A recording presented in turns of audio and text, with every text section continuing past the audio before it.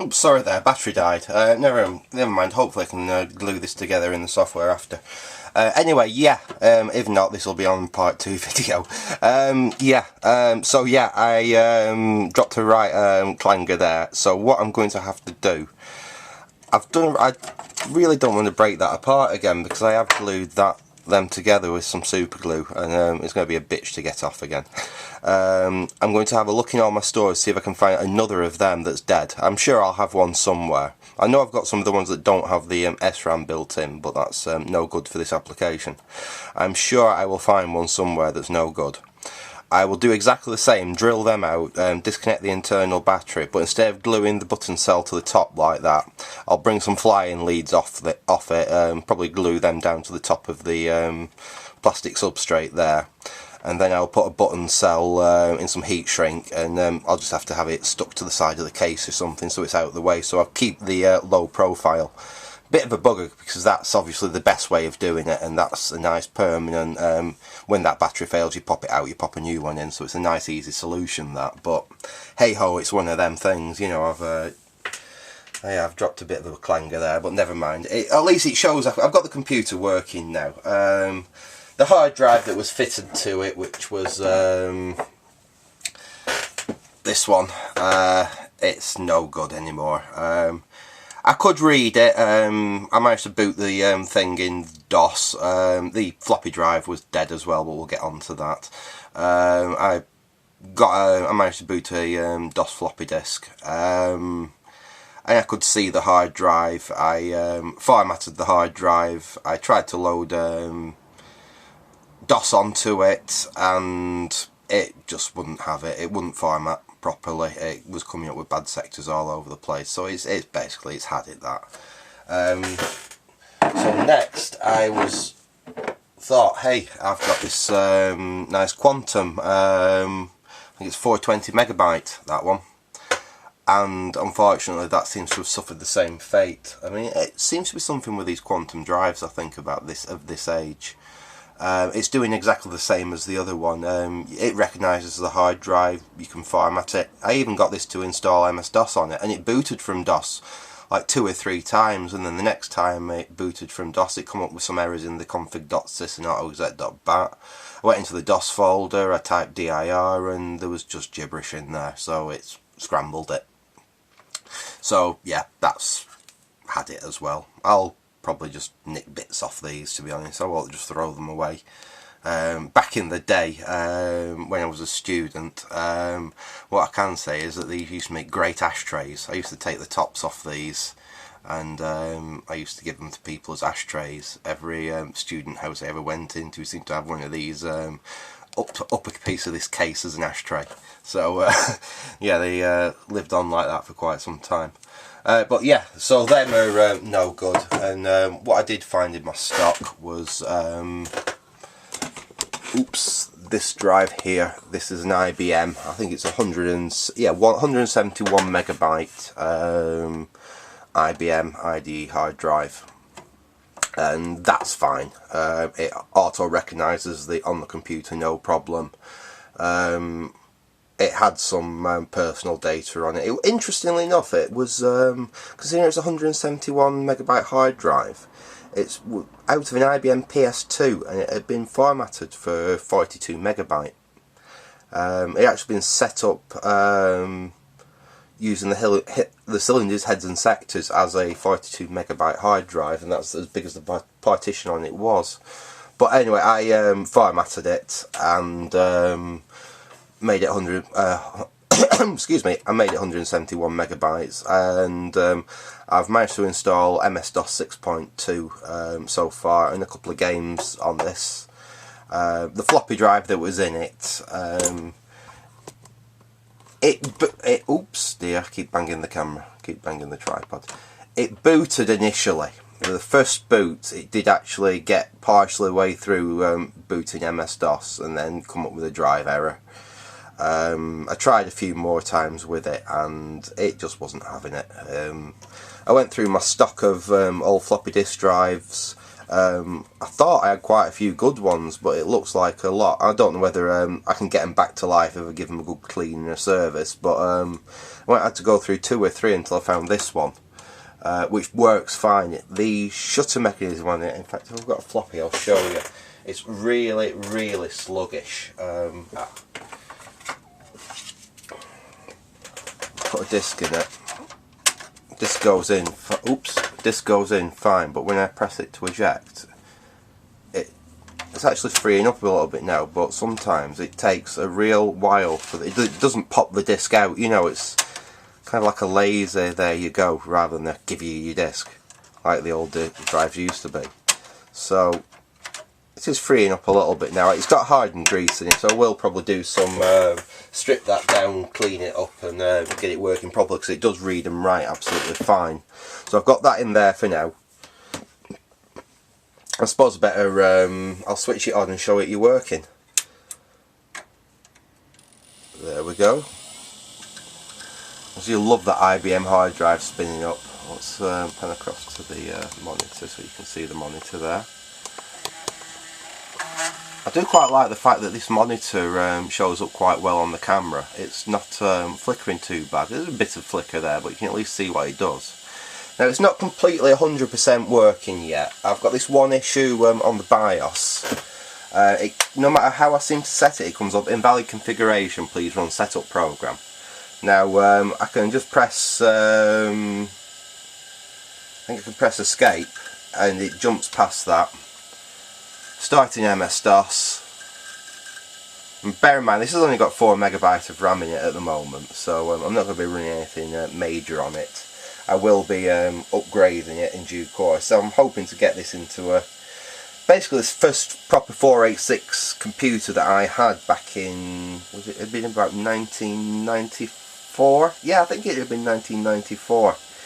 And it was a 386SX25 multimedia system from Tiny Computers, and I got it from we'd had a burglary, and I'd had my 286 Nimbus 286 computer stolen. God knows why they stole that. They didn't steal the monitor, just the base unit. Presumably, I think they might have thought it was more newer than it actually was, because it did look quite new. And from the insurance, I actually managed to scrape enough together to buy a proper nice 486, and that's what I ended up with. But anyway, I'm hoping to make something kind of the same type of spec, possibly out of this, as I had that. If it'll run Doom, then I'll be more than happy, and perhaps Wolfenstein and things like that. But up to now, all I'll put on this, I've got a games folder, so let's go. Must say it's nice using a bit of DOS again. Now, I've not used DOS in anger for a while, so it took me a little bit of a while to get back into it. And what we've got on here is Crystal Caves and Prince of Persia. Let's run Crystal Caves.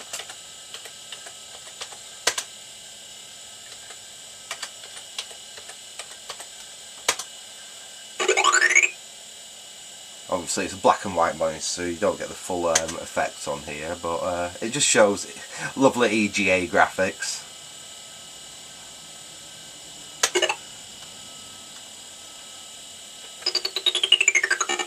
And of course PC speaker sound. There's no sound card in this yet.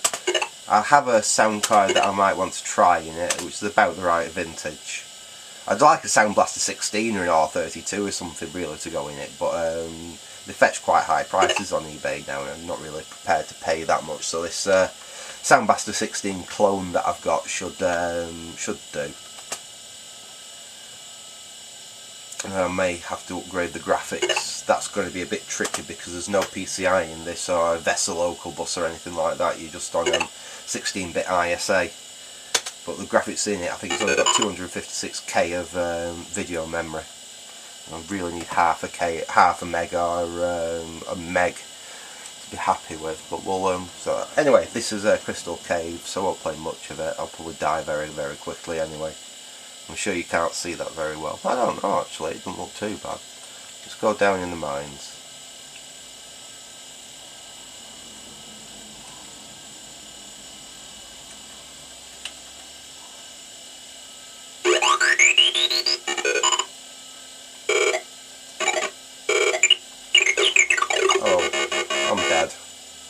Right, anyway, as I started to show you that, let's get out of this quick current game. Let's quit to DOS.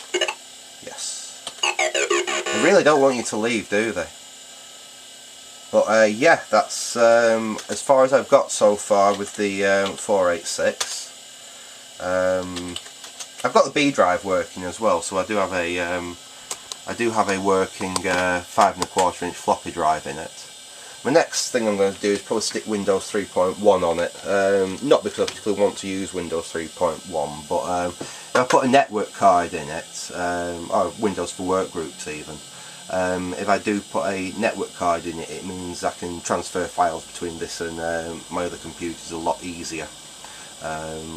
Which I may have to start doing. That's not a bad prospect, because what I was attempting to do was my internet connected, let's just move my camera over here so you can see, my internet connected computer down there, which I use for getting ROMs and vintage stuff off the web, writing things to disks. Unfortunately, I tried to put a 5 1/4 inch floppy drive in it, and the BIOS in there is just too new. It won't recognise a 5 1/4 inch floppy drive, whether that's 360k or 1.2 meg. It'll only run with the one 3.5 inch floppy drive in there. Even though it's got a standard cable, I was quite surprised it wouldn't have it, because my other Pentium 4, same as this, will actually recognise it, but it'll only take one disk, it'll only take one floppy drive.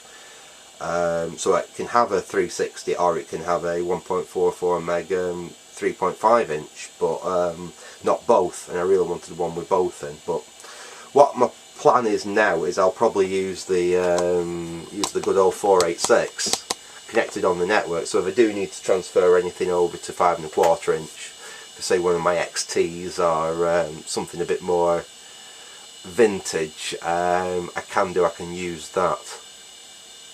I might be able to get an MS-DOS version of some of the more exotic transfer software, because I'm hoping to be able to transfer stuff off the web for my CPM machines using a PC 5 1/4 inch floppy. I think there is some software out there to allow it, so I'll give that a go, seeing I can't get that to behave.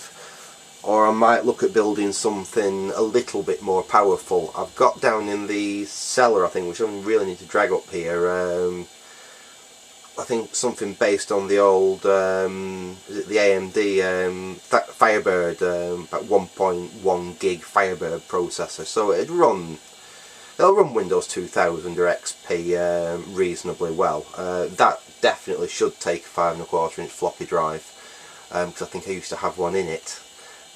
So I'll give that a go anyway. That's another plan. Other things that I've changed, I got a new monitor to use with my C64 and Amiga. Main reason for that is just for filming. If I want to film anything on the computers, LCD is a lot easier to film than the little CRT, although that wasn't actually too bad. But it was free. Someone was about to go to the tips, brand new, still in its box, never ever used, still had the cellophane on the screen, and it was apparently someone had bought one of these big 50-inch TVs, and this came as a freebie for the bedroom with it. They already had a bigger TV in the bedroom, never used it, left it in the box, and they was going to take it to the tip and throw it away, brand new. Can't actually believe that, but that as it is. It's got a digital tuner built into it. It's a perfectly usable telly, so I thought I'd use that up here. Moving on, we can oops, I'm caught on something. We'll get onto my Dragon 32 setup. Let me see, let's just power this up. We'll have this powered up for a bit, I think. Oops, yeah, I'm making a right mess of this, aren't I? Plug that, we'll plug the hopefully that's powered all that lot up. Oop, and there we go again. Right, there we go again. So what we've got here is, I was talking in one of my previous videos, basically loading Dragon software from a CD. It works exactly the same way as you load it from a tape, to be honest. What I've done is I've burnt a load of WAV files of Dragon 32 games to a CD. We'll power this up. Let's switch the Dragon on. Now my Dragon's a little bit poorly at the moment, so I don't know whether we'll get a colour picture or not. No, we're in black and white at the moment. There's something loose inside between the Dragon's board and the power and modulator board and everything at the back.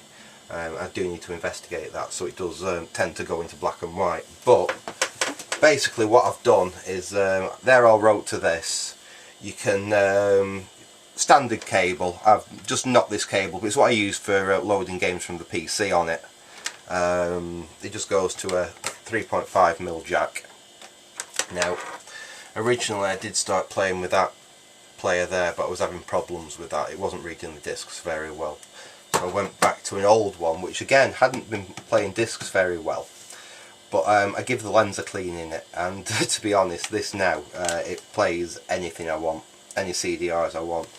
And on this side here, if you can see, it actually has a line out as well, a headphone out. Now, the line out seems to work absolutely perfectly for this. So I have that connected from the line out of the CD player into the audio cassette in on the Dragon. Now, all I need to do is type CLOAD and press enter, searching, and then all I do is start the CD player, and there we go.